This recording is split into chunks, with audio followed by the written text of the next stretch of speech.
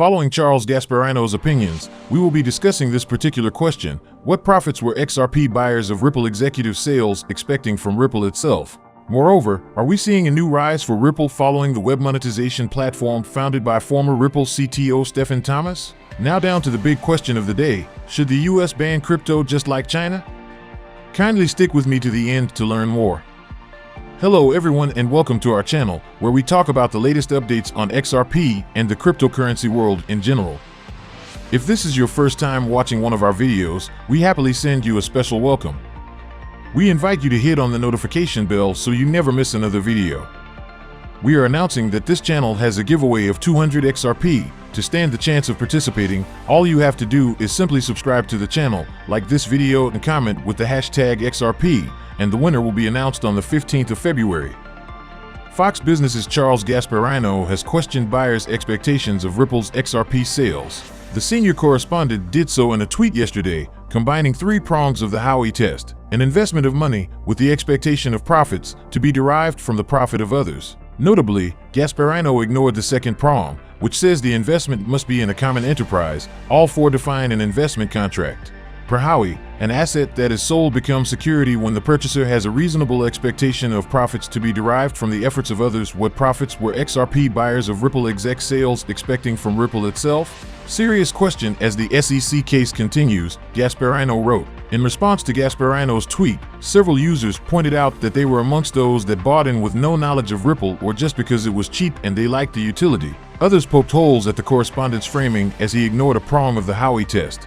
Bill Morgan, a pro-XRP lawyer, argued that Ripple's contracts, according to Ripple and as verified by an expert, did not place any obligation on Ripple to increase XRP's price. While it looks like Gasparino is trying to make a case for Ripple's XRP sales representing unregistered security, it still does not justify the U.S. Securities and Exchange Commission's claims that XRP, the underlying token of the alleged investment contract, is a security. Attorney John E. Deaton, who represents thousands of XRP holders in the SEC case against Ripple as a friend of the court, recently reiterated this in a Twitter thread. According to Deaton, even if Ripple offered and sold XRP as a security at one point in time or even does so today, it does not make XRP a security. Deaton cites the recent decision in the SEC case against LBRY. According to Deaton, the judge had clarified that his ruling in favor of the SEC did not extend to secondary market sales of LBRY credits, LBC. Notably, the attorney in attendance at the hearing says the judge forced the SEC to go on record saying LBC is not a security. It comes on the back of a paper by contracts lawyer Louis Cohen showing that never in the history of securities law had the court found that the underlying asset of an investment contract is a security. In the past, Ripple had expressed a willingness to settle if the SEC provide clarity on XRP. The case has spanned over 2 years and is awaiting the judge's ruling as everything has been briefed. Gasparino continues to weigh in on the Ripple case, but his stance has often drawn the ire of the XRP community. Most recently, he accused the SEC of having misplaced priorities by going after Ripple while FTX was carrying out potentially fraudulent activities. Please, do not forget to subscribe to our channel and also hit that notification bell to be the first person to get more updates about the latest happenings as regards to XRP. Coil, a web monetization platform founded by Ripple's former CTO Stefan Thomas, is sunsetting. The news was made known by Coil's CEO, Stefan Thomas. Coil made headlines in 2019 after news surfaced that Ripple was investing in the web monetization platform.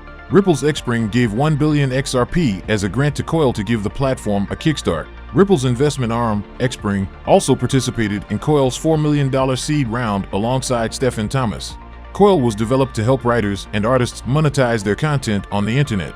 Creators post content on their Coil-enabled websites, which are automatically enabled for streaming payments. When the content is utilized, Coil streams a portion of the subscription in XRP micropayments to creators in real time using the Interledger protocol. In an open letter to the community, a screenshot of which was posted on Twitter, Stefan Thomas explains the rationale behind the decision. Coil bids farewell but not goodbye, Thomas stated. He says that when Coil began in 2018, Interledger was just an idea.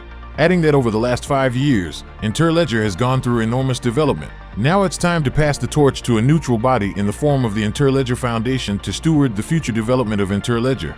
Thomas stated, as part of this evolution and to focus on the development of Interledger, Coil decided to sunset its products and development efforts.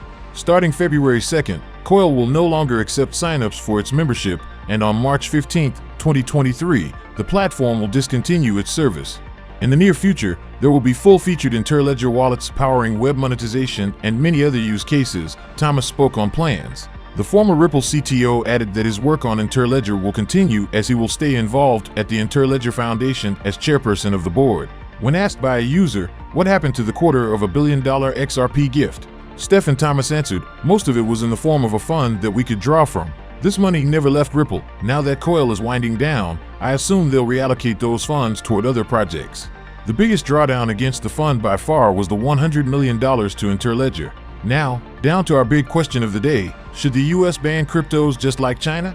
Stuart Alderity, general counsel at Ripple, has reacted to a recent comment made by American billionaire investor Charlie Munger, where he called on the US government to ban crypto just like China. Recall that Munger, a 99-year-old billionaire investor, shared his comments in a Wall Street Journal op-ed article published on February.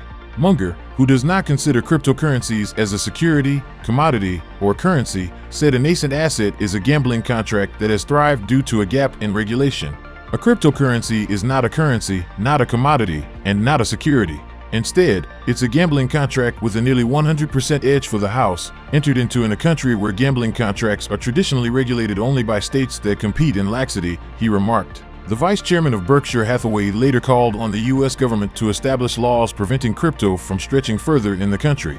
Munger cited China's crypto ban and England's reaction to a horrible depression in the early 1700s as the two precedents that would guide the US government into taking sound action against crypto.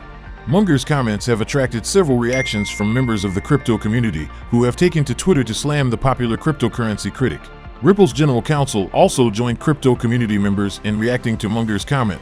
In a tweet yesterday, Alderity was surprised Munger made the comment at a time when it's not April Fool's Day, suggesting that the American billionaire investor was joking. Alderity said he would add Munger's Wall Street Journal op-ed article to the list of the most ludicrous things he has read in his lifetime. Meanwhile, Ripple's general counsel is one of the top vocal crypto proponents who never gets tired of putting cryptocurrency critics in their place. Since the beginning of the legal battle between Ripple and the SEC, Alderity has publicly condemned the regulator on multiple occasions for not providing regulatory clarity. Recently, he said while crypto enthusiasts are clamoring for regulatory clarity, the SEC is bent on protecting its turf at the expense of these American investors.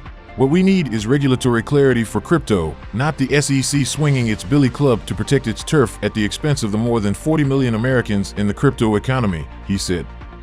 So we come to the end of this video, guys. If you enjoyed it, please make sure you like the video, don't forget to subscribe and hit the notification bell. This really helps me with the YouTube algorithm. Also, you can help enlighten others just like you have been enlightened by sharing this video to as many people as possible. Let's get this news everywhere, guys. If you are a true cryptocurrency fan, don't miss any of our content. See you tomorrow to talk about the latest news that concerns us all as a community.